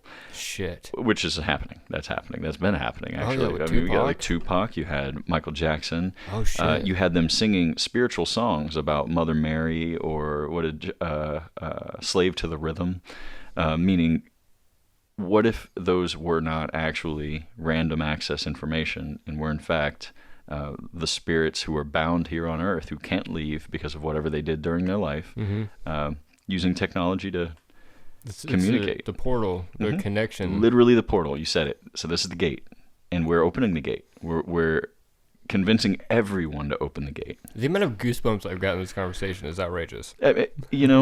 But you got to just take things as they are, right? One flavor. It's not good or bad. This is one of the things, if you keep your eyes open, you can pay attention, you can see things happening. And that's, I guess, the point of this episode is like, open your eyes, and pay attention. Look what every Marvel album, every Marvel movie is about. Is getting into time travel. Was it Doctor Who? Not Doctor Who. Strange. Doctor Strange got into quantum mechanics and the demiurge, the big devil thing that he was trying to defeat the whole time, which ended up being the fabric of reality. That's the demiurge. That's a very old pagan. Dumamu, I think. Dumamu, which is awful close to demiurge. Oh my God, you're right. That's Saturn. Because it gets all into pagan gods, and that being is the one responsible for the fabric of reality, the way that reality appears, which is why at the end he tricked reality, the fabric of reality, into a loop by vowing to remain until like.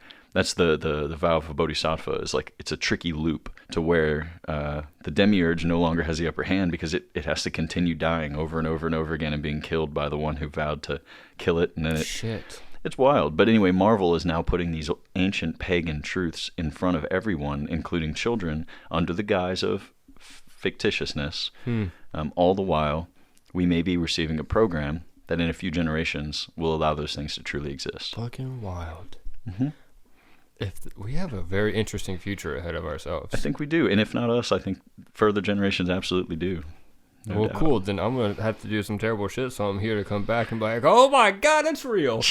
Look at me. I'm here. Like, why are you being so evil? Because I want to be reborn here again. Yeah, Like, I can't go to hell. Oh my God. All right, very, very last thing that was yeah. like point 2, like 30 minutes ago. That's cool.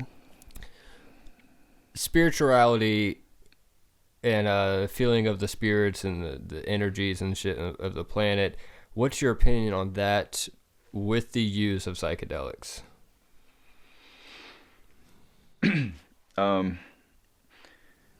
Ask me your question one more time.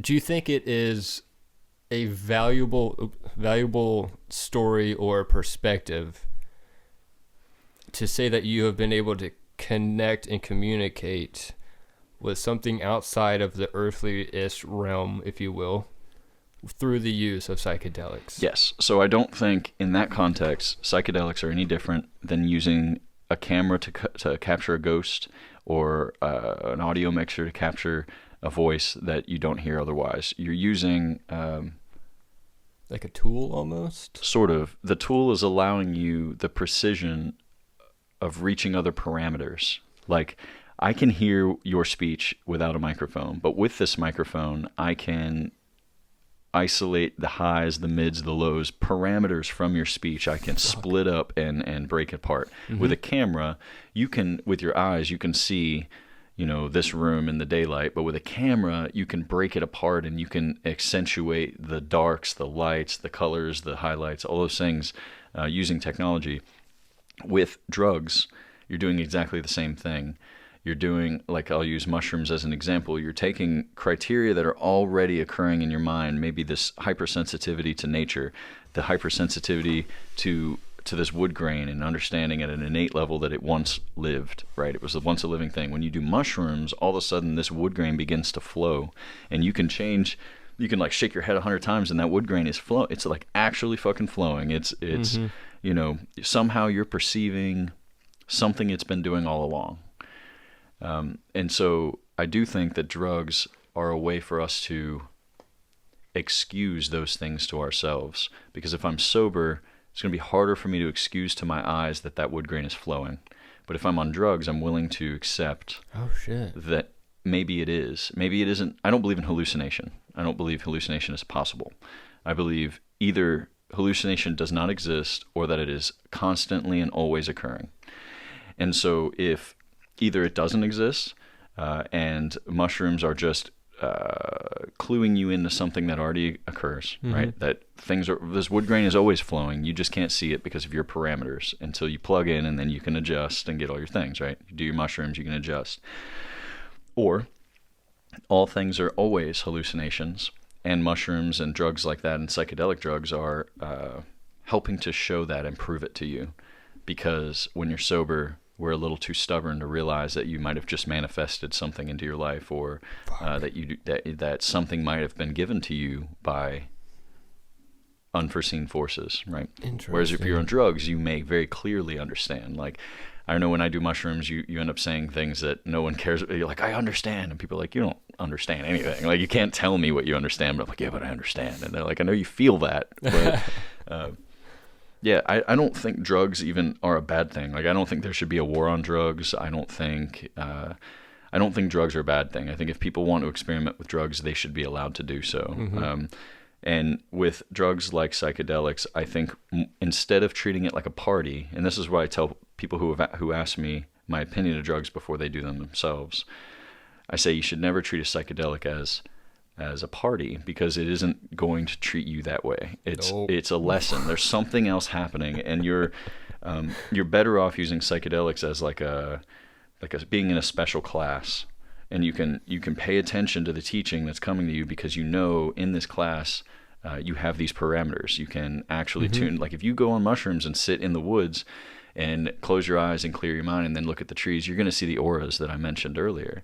And you're going to see them almost instantly. 100%. But if you're sober, you have to convince your mind to be at rest in a certain way, for your eyes to adjust in a certain way, for you to finally perceive that parameter. It's not impossible, but it takes work. Whereas drugs can give you a taste of that. The problem with drugs, and the reason it causes addiction, is because you become aware that this parameter exists, but then it falls away and you don't get to keep it. And so you do the drug again so that you can get closer to it, instead of dedicating your mind to things like meditation, so that you can obtain it indefinitely. That's wild. That's so wild. That's how I feel. That's what I love it. I thought, okay, cool. That's it. That's what I wanted you to say. Yeah. When I wanted to hear it from your mouth. It's even through the parameters that we have here. But I like that a lot. It also reminds me of, I just listened to the last podcast on the left, and they had a 3-part series talking about Aleister Crowley, who was not what I thought that he was. Very weird person. However, there are a lot of people that said he was so good at meditation, and that he had such a knack for it, that within like a few months he was able to have like visions and hallucinations and stuff without the use of drugs. So he was able to get his mind there just by like meditating and locking himself in that state so quickly, sober. Like, eventually he became completely drug addicted, apparently. Well, because I can't speak for Mr. Aleister Crowley, but he found a realm, and he found a key to that realm, and he wanted to hang out in a realm with his homeboys that he had made friends with. Yeah. And he did an extensive rapport of the friends he made in that realm, and he had some of them who would come and visit him quite often. He had spiritual friends that were literally spirits that would manifest as gray beings, gray aliens. Yeah. So that blew my fucking mind. Lim, I think was his name, or Lam, or Lamb, or something like that. But he was a gray alien that Aleister Crowley did not call a gray extraterrestrial. He called a demon. It was a spiritual being who appeared to your eyes as this thing, which gets into a whole nother, maybe next time we'll talk about that, the confusion between aliens and demons. But Aleister Crowley lived a very interesting life, and it was said that, as an example, he would take his apprentices and they would walk down the street. They would walk behind, in one example, walk behind a man, and Aleister would look over at his apprentice and he'd say, "Watch this." And Aleister would drop to one knee and he would fall on the ground on his knee and look over to the person in front of them, who then would fall onto his knee. And he'd say, "By my example, I can control his actions." And the person wouldn't even see Aleister fall to his knee, but he would feel inclined to do so himself through whatever will Aleister Crowley could project at that person. And Aleister Crowley had made friends with the air, so there were things that he understood consciously that most people just don't study. It doesn't mean you can't. It just, who is going to dedicate, like, it's hard enough to dedicate your practice to the occult because there are so many people in your life who will tell you you're wrong along the path that it will deter you from getting to the juicy stuff, the stuff that will really be magical or allow you to make change in the world. But this is a person who quite literally was like, "Do what thou will," was literally his motto, like, which means fuck off. Like, I don't. Complete intense. Yeah, you're going to hell. Do what thou. I'm gonna do what I want.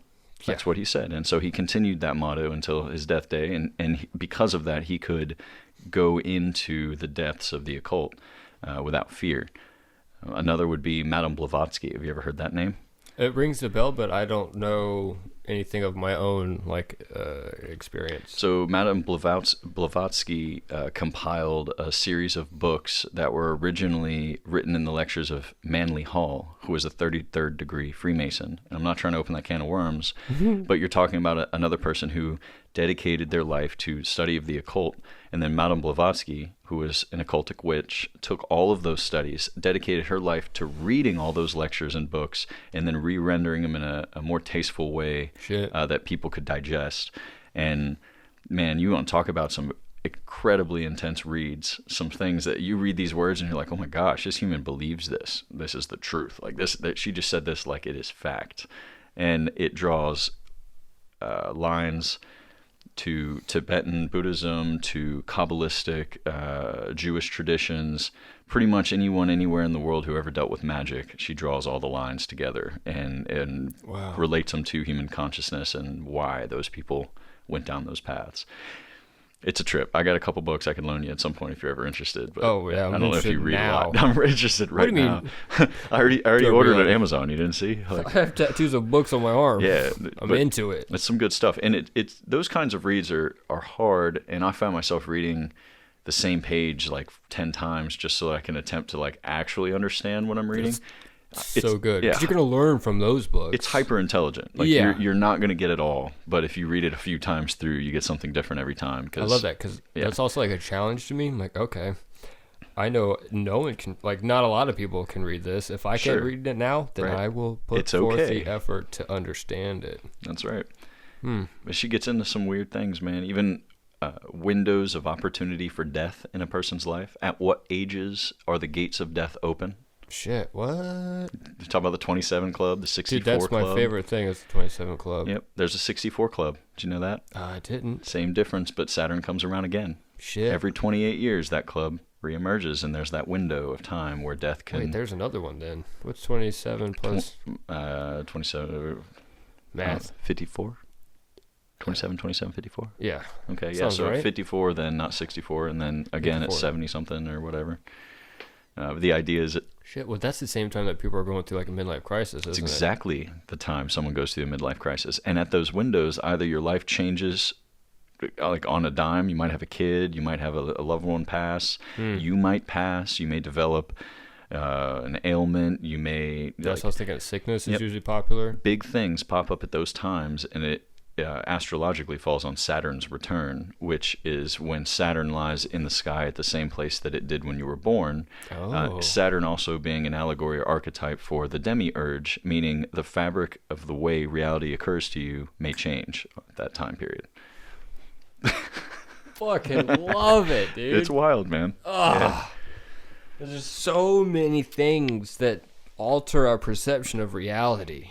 That's intense. I like to laugh at my own experience because going into my first Saturn return, I'm now 30, so I'm at the tail end of it, but I drive a Saturn View. It's really funny, man. Like life is perfect for everyone.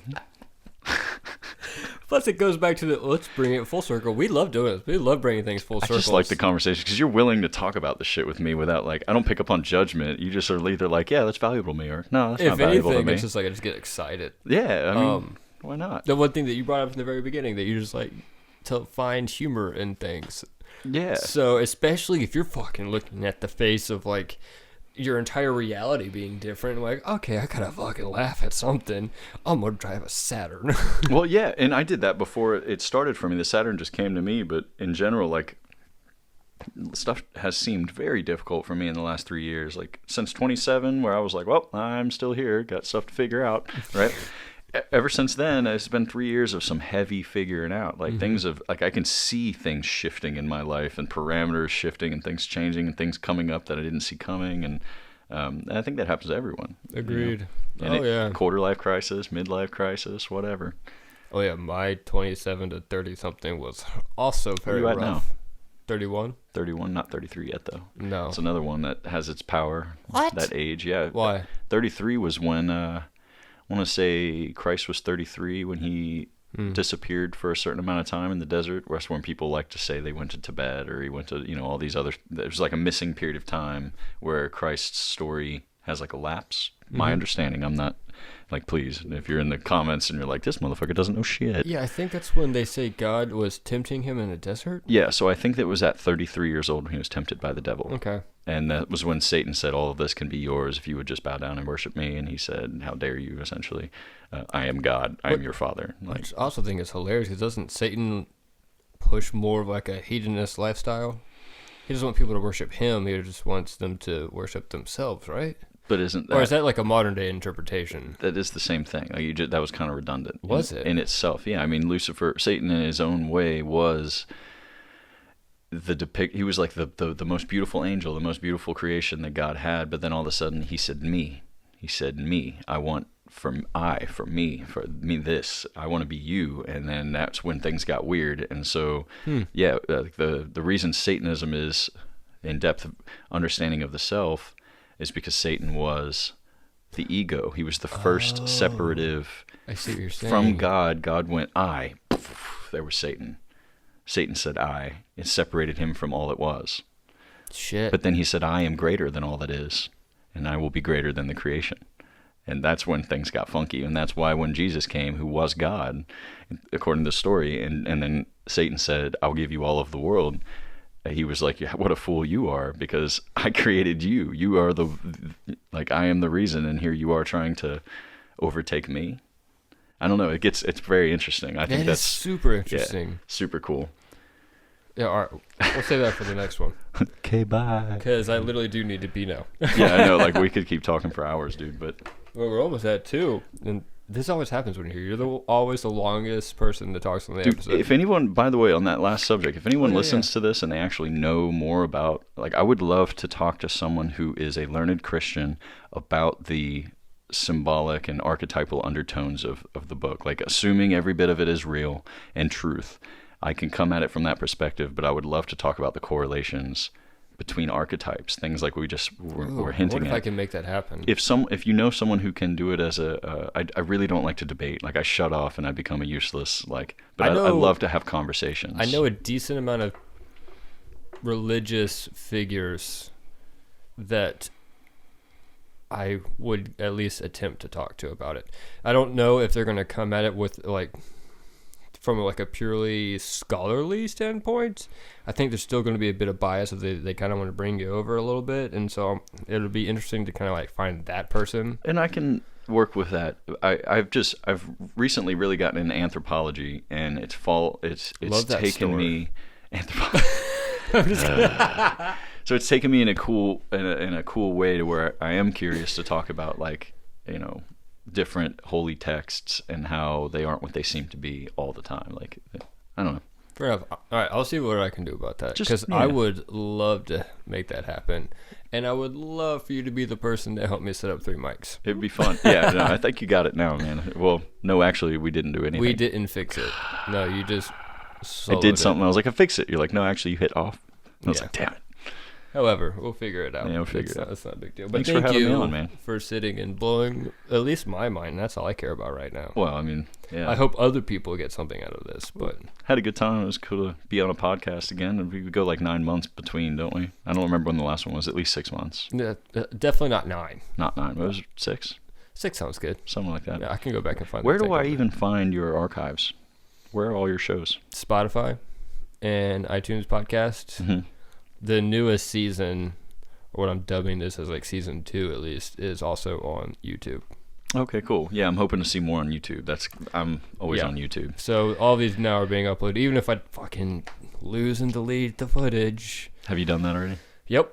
That's cool. And one of the bigger ones, I had like a really big exciting podcast with like the My Big Fat Greek Trailer guys, who like they do this like his family's all from Greece and all this big things. So it's a big like exciting, took forever to fucking plan and set it up. And it fell through. Oh, and I forgot to take a picture with them, so I just dropped the ball on all accounts. I know. I've had those times too. Yeah. And you can just feel I texted them like, boys, I lost the footage. Yeah. You're like, damn it, Caleb. Did I'm you say that to him? Like, it's gone. Yeah. It's gone. I don't know what happened. It just, everything from that day does not exist. Nothing. I don't know what the fuck happened. That's silly. But that's beside the point. Well, I appreciate it, man. Thanks again. Yeah. Everyone else, this episode is brought to you by Oak Road Brewery. Thanks for feeding me beers and let me play with your balls. Oh, well, there's that. I'm just kidding. Yeah. That's what I was doing, though. Yeah. That's the Play with your beers. yeah. Play with your beers. Whatever. It's great lagers. Live your best lager life. Go to Oak Road Brewery. If you're in Somerville, drink good beer. Give them your money and patronage, because they're really great people that want to support the community. And goodbye.